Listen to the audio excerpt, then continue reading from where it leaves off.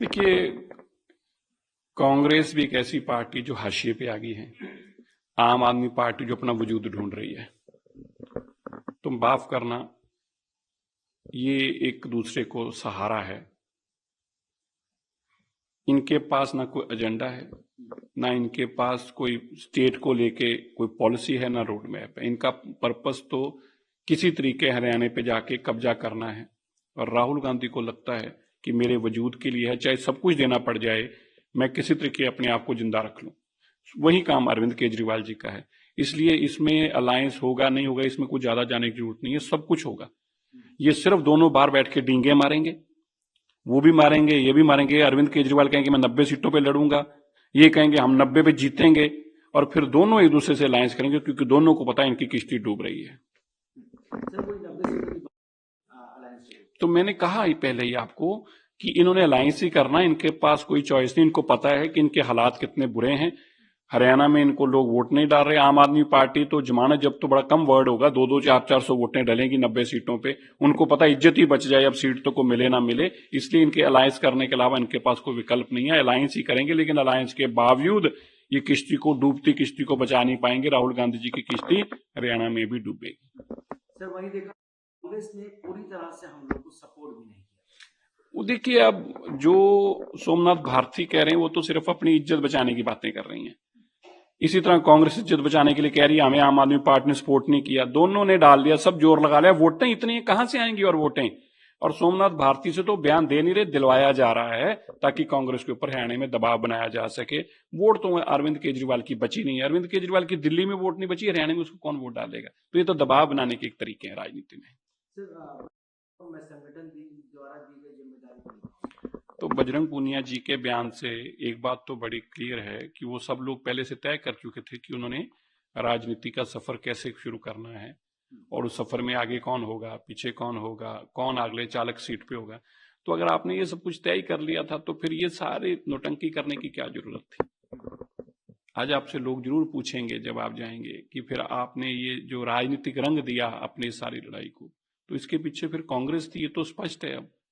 तो ठीक है, उनका चुनाव लड़ना, हर एक का, हर पार्टी चुनने का अधिकार है, जो भी जहां भी जाएं। लेकिन हमें इस बात का जरूर खेद है कि जिस तरह से देश के अंदर एक पदक विजेता, इतने बड़ा उनका स्तर, और उसके बाद इस तरह के पॉलिटिकल पार्टी के नाम पर उन्होंने ये सारी राजनीति करी, ये अच्छी बात नहीं है। जो उन्होंने कांग्रेस से, कांग्रेस के कहने पे, कांग्रेस की साजिश के चलते करी, ये अच्छी बातें नहीं है।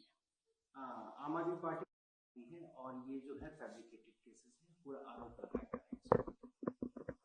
ऐसा है कि अब इससे बड़ा मजाक क्या हो सकता है कि आम आदमी पार्टी ईमानदार है।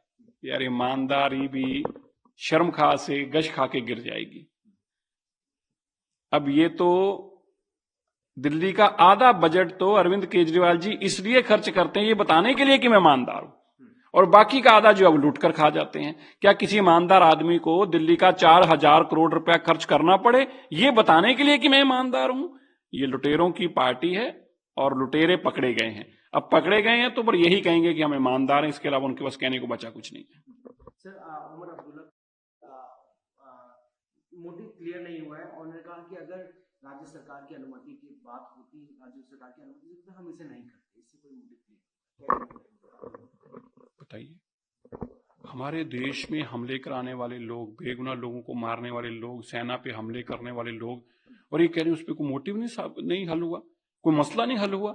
फारूक अब्दुल्ला जी, आपको इसलिए लगता है कि आप तुष्टीकरण की गंदी राजनीति कर रहे हैं, आप पाकिस्तान की सोच वाली राजनीति कर रहे हैं, वरना ये आपके राज में नौबत आनी नहीं चाहिए थी। वरना ऐसे इसी तरह से एयरफोर्स के लोग जब मारे गए आपके राज में, वो लोग प्रधानमंत्री से आके लंच और डिनर करते थे, क्योंकि आपका मोटिव तो यही था। और अभी आप कह रहे हैं कि इससे कोई मसला हल नहीं हुआ। मसला हल हुआ है। आतंकवाद का खात्मा करना जरूरी है। जो देश के ऊपर हमला करेगा, मैं तो मानता हूं कि उन लोगों को इसी तरह फांसियों पर लटकाना चाहिए और देश को दिखाना चाहिए कि देश पे हमला करने वाले लोग बच नहीं सकते। सर राहुल गांधी ने उन्होंने कहा कि भाजपा शासित राज्यों में कानून और संविधान को उन लोगों द्वारा तोड़ा जा रहा है जिनके पास उन्हें लागू करने की जिम्मेदारी। अब ये तो मजाक कर रहे राहुल गांधी। मुझे लगता है वो कांग्रेस की बात कहना चाहते थे, नाम बीजेपी डाल गए।